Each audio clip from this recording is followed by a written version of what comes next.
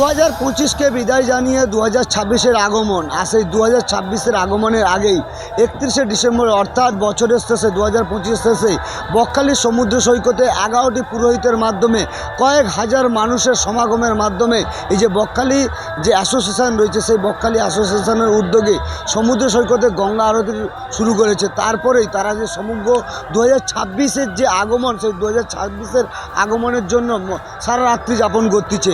এক কথায় বলা যেতে পারে যে সারা দক্ষিণ 24 পরগনা জেলা জুড়েই যে 2026-এর আগমন বা বর্ষবর্ষ উপলক্ষে সেই যে আগমন সেই আগমনে মেতে উঠেছে আপামর বাঙালি।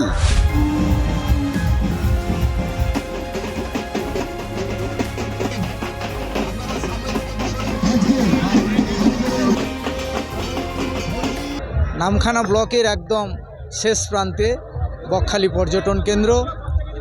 আর আজকের 31শে ডিসেম্বর 2025 বছরের একদম শেষ দিন। আর আগামীকাল হচ্ছে 1 জানুয়ারি 2026, আবার একটা নতুন বৎসর। সেই উপলক্ষে আমরা এই বছর 2025কে বিদায় জানানোর জন্য এবং সবচেয়ে বড় কথা এই এলাকার শুধু তাই নয়, আমাদের দক্ষিণ 24 পরগনা নয়, পশ্চিমবঙ্গ নয়, ভারতবর্ষ নয়, সারা পৃথিবীব্যাপী মানুষ যাতে সুস্থ থাকে, ভালো থাকে, তার জন্য আমরা গঙ্গা মায়ের কাছে সেই নিবেদন করলাম আজকের বছরের শেষ দিনে দাঁড়িয়ে। এবং আগামী বছর যাতে সবার ভালো হয়, মঙ্গল হয়, যাতে সবাই সুখে স্বাচ্ছন্দ্যে তার সন্তান সন্ততি নিয়ে দিন যাপন করতে পারে, আমরা গঙ্গা মায়ের কাছে সেই আরাধনা করলাম।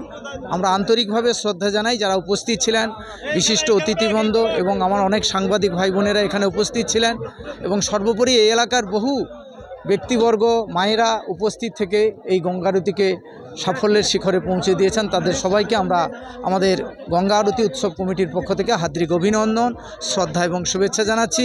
এবং সেই সঙ্গে সঙ্গে মায়ের কাছে আমরা সেই প্রার্থনা রেখেছি, মা যাতে এই 2026 সালে সবাইকে ভালো রাখেন, সুখে রাখেন, শান্তিতে রাখেন। আমাদের শুরু হয়েছিল 2024 সালে, তো সেটা আমাদের দ্বিতীয় বর্ষ।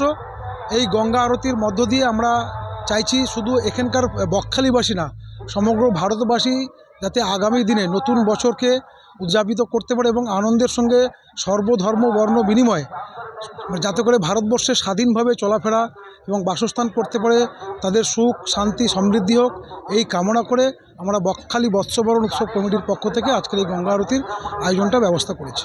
দক্ষিণ 24 পরগনার বকখালি থেকে রবীন্দ্র দাসের রিপোর্ট, খবর বাংলা।